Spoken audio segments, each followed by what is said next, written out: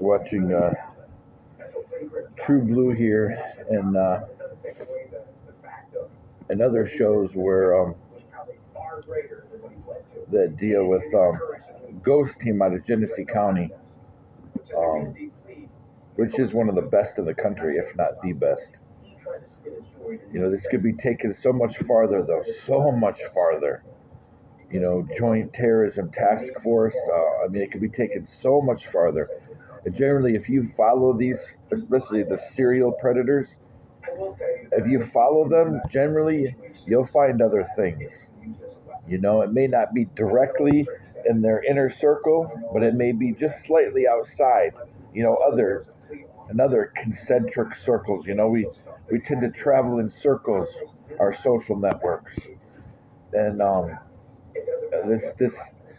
this kind of team has so much potential to be taken even farther. Into finding something as difficult to prosecute as domestic abuse. This could be taken to the next level to fight stuff like that. A lot of women out there could be protected. Children already are. And it's interesting today, a lot of serials are popping up. A lot of serial guys. They just didn't learn the first or second time, It's this.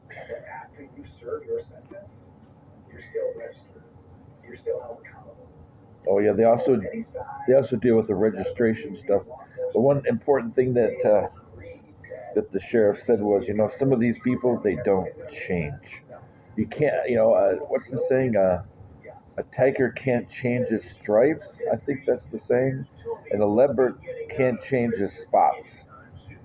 Um, we have to always prepare for that. Hope for the best, hope for repentance, hope for change, hope for somebody to hold themselves accountable and say, look, I want to change, and then they say to themselves and to the community, that they want to, of course, through the appropriate representative, to try to make some kind of amend with their victim, which is limited in scope, but still, there's things they can do, that just a way to make their victims' lives easier. Um, albeit, like I said, limited. But anyway, this gets me. It has me thinking. Every single device in our house has been hacked now. Now, the people that live next to us that were the current ringleaders, at least in our complex, in one section where we live, but these are people who are friends with the people who assaulted me. I've seen them go in their house, and they have friends that are in this. Believe it or not, people think I'm crazy. There is a gang, people who are convicted of various offenses. Many of them, to quote Law and Order, sexual crimes are particularly heinous in nature. Well, these are the people, and they have a gang, and they protect each other. And at least one group that are in this, one family, I've traced them through 3 different states. They live by various aliases that they steal. If they can find people who are dead or people that are in prison, they will use their identities. And these are also the people that, this gang has hackers that are a part of it. And they have the same creepy behaviors, the same kind of just something just sets you off that you're like, stay away. Well, and they hack. They hacked into my Gmail in one complex, and now we have malware, and every single one of our devices has been rooted. Everything. So we have no peace, we have no privacy, we have no security. They could turn, something on and make a bridge, or turn a microphone or a camera on, or, block us trying to do some important thing online. Everything even my daughter's laptop for school, which isn't even our property. It's property of the school in the school district. Uh, this happened, I think, the past 2 weeks because they knew that they were going to have to move, or at least part of their family. Maybe not all, but at least part of them have moved. I think I know where they moved to. These group, they only move between about three different complexes in this side of uh, this side of Saginaw. About three or four different complexes. They go back and forth. And then one of their family members was in a group home in the middle of Saginaw at one time. The only thing I don't know if it is a group home for people that are, developmentally challenged, or if it's a group home for sex workers, or if it's a group home for sex offenders. That's the only thing I don't know. But this is over in the center of Saginaw on Davenport, this group house. Uh, but yeah, there's a rather large family. Like I can't figure out because there's so many aliases, whether it's two or three girls. I can't figure that out, but there's only one guy. But so somebody has hacked into every single thing we have now. Um, I'm sick of, at least in Saginaw County, criminals getting away with so much. Predators just roam freely, unafraid, and if they can try to make you look like you're the problem or you're the monster, then that benefits them. If they can try to rope you into something or convince you to do something or get something on you or make something up just so you look like you're the problem and they're innocent, and everybody has to feel sorry for them. It's a common thing, especially people convicted of, the more serious sexually based offenses. They always want people to feel sorry for them. But when you're an adult and you're not under any kind of duress or mental illness or drug, well, I mean, even then though, certain situations, even when you're under the influence of drugs, you shouldn't be in. But anyway, and you make a willful choice to cross a boundary and to do something to another human being that is unwelcome, and you know it's unwelcome, without a doubt, there should, of course, as the sheriff in Genesee County points out, you can't forget the humanness. If you forget the humanness, then it becomes easy for somebody in law enforcement or in the military or in intelligence to lash out at somebody that is not necessary. It doesn't follow the rules of engagement if they so apply, or it doesn't follow the rules of deadly force, if so applied. That's true. Yet, when people do this stuff consciously with their own free will, and then everything aside, they know all of the facts and they still choose to do it, their sob story doesn't matter. And if they're unrepentant and they've done this stuff more than once, like now we're coming back to hackers, they keep hacking a family, they keep stalking them, like this family did to us. Not just this family, but the whole group repeatedly did to our family. If they've done it to us, I'm sure they've done it to others. Generally, kinds of predators, once they start crossing boundaries, whatever kind of predator they are, a predator like this that stalks people, uh, sexual predators, financial predators that hack people and steal money, whatever kind of predator they are, or a predator, abusive medical provider, abusive social worker, abusive home care aide. Once predators start crossing boundary, they always up the bar a little more. Hey, let's do a little more next time. Yeah, I'm not going to take just a necklace next time. I'm going to go in their wallet. It always ups. Oh yeah, this time we lied about the guy's blood pressure, or we didn't do all these tests. Next time, we're just going to ignore everything and say, oh, it's a cold, and send him or her on their way. They always up the ante. or oh, I'm their legal representative now. Now I control how much they pay. I think next time when I write a check, I'm going to give myself $50. They always up the ante every single time. And their pile of victims, every single individual victim, every single individual narrative of the person that they've harmed, within that story, they up the ante. In addition to upping the ante overall, these people always have piles of victims. Always. Actually, my brother said that one time, and I believe that's true. Of course, he was focused on what he was commenting about. I'm speaking broadly. Predators always do. Once people discover that it excites them, that there's no repercussions, there's no accountability, and that they can, put all of their evil, all of their hate, all of their um, all of their desire, to harm another creature onto a few people without repercussion, they do it. And that's the same thing with these hackers. Since they came, some of them came from Arizona in 2019. This is when all of this stuff began,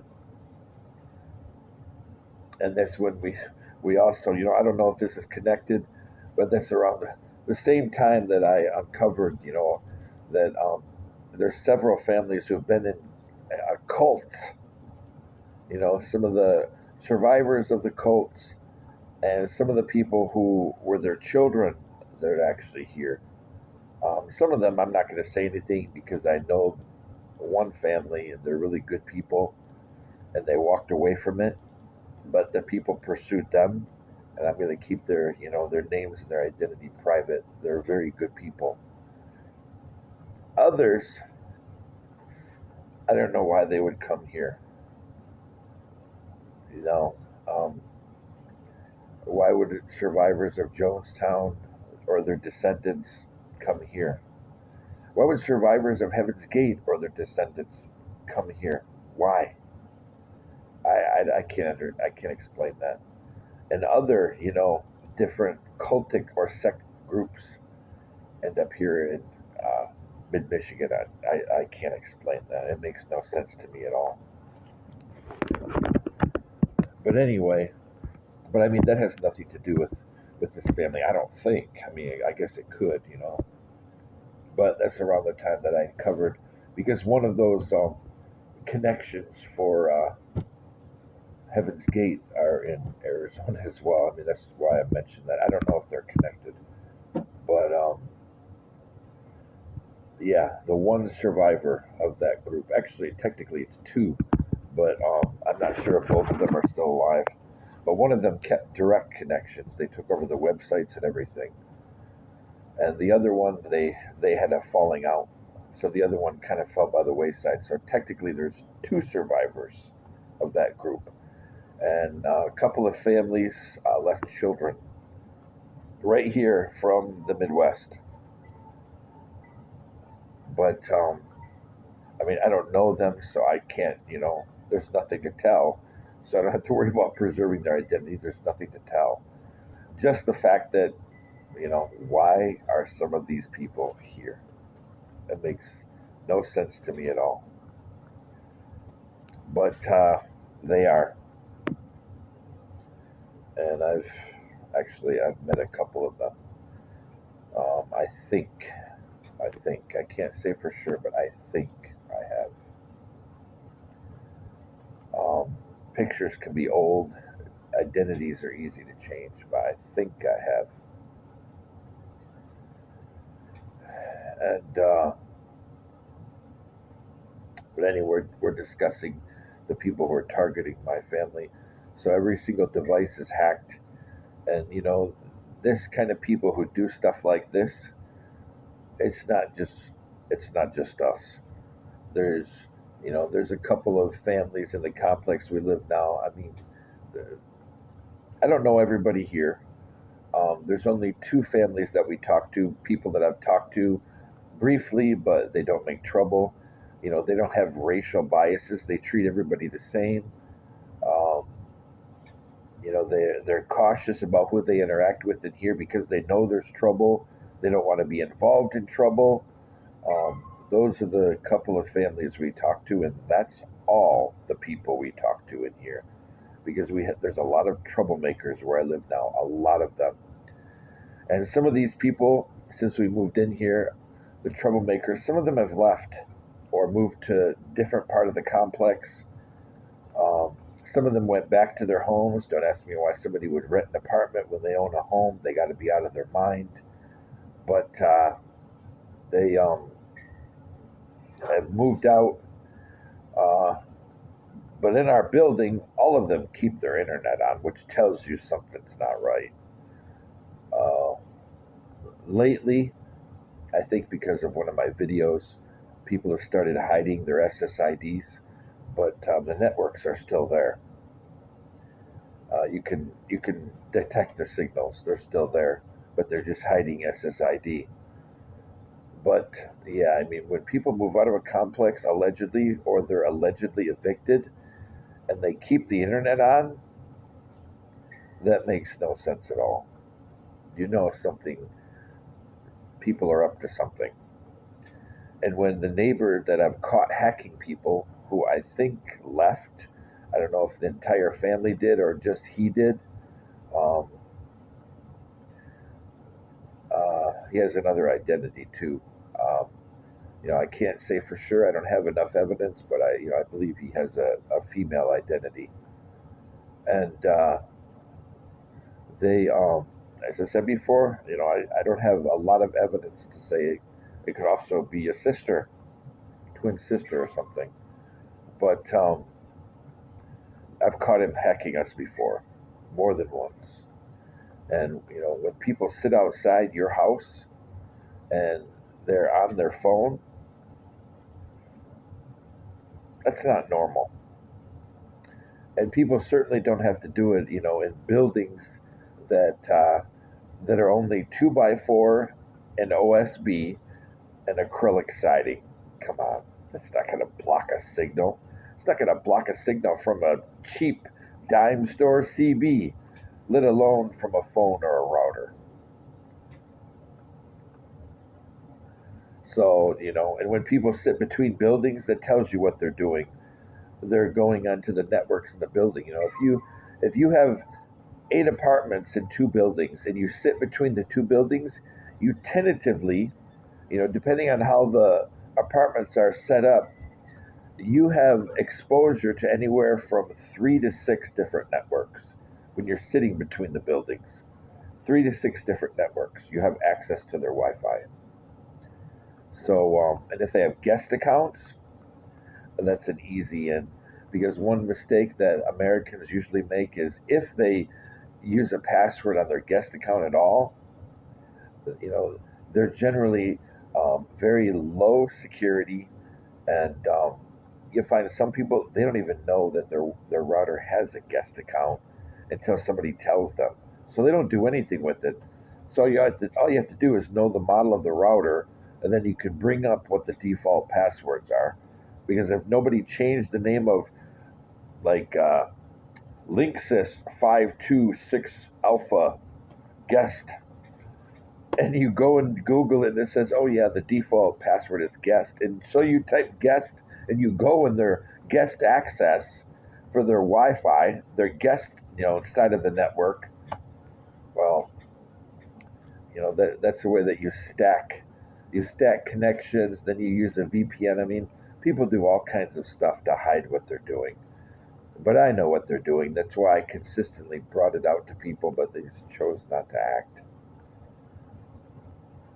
But I hope that these videos are helping others to realize the kind of things predators do. People are sitting out in their car at 2 or 3 o'clock in the morning in their car, and you see the light of a laptop or a tablet or a phone. Somebody may be chatting and talking to their family member or having a serious emotional text, or they may be watching explicit videos, or they want to be away from networks and controlling their connection to the internet so they can hack people. That way nobody knows, other than the glare. You know, the most intelligent of persons will pay attention to the glare off the windows, especially when the car is dark. That's the easiest time to see glare off the windows, to see what they're doing, or to even use their mirrors against them. Especially if you have binoculars or a telescope or a really good camera on your phone, you can use their mirrors against them. But yeah, more than likely, and if they're running their car so they can play with their phone on the car, and they do this quite often, I guarantee you it's probably not good. And so, that being said, you just be careful, folks, because when if people target you and try to harm your family like they have mine, then all of your access to safety. You may be thinking you're calling 911 sometime, but you're not, because people rooted your phone and it is absolutely messed up. So you could be calling somebody else through Wi-Fi. Your Wi-Fi calling is on, and you think you're calling 911, but you're not. You're calling some guy or girl in the next building who's making you think they're calling 911, and all the while you think you're making a report, and then they hang up. They're waiting and putting your health in jeopardy. I'm not being an alarmist. I'm just trying to educate people about things from people who've been in the military, things who've studied criminal behavior, people who know a little bit about tech and how it can be weaponized to try to help you and your family.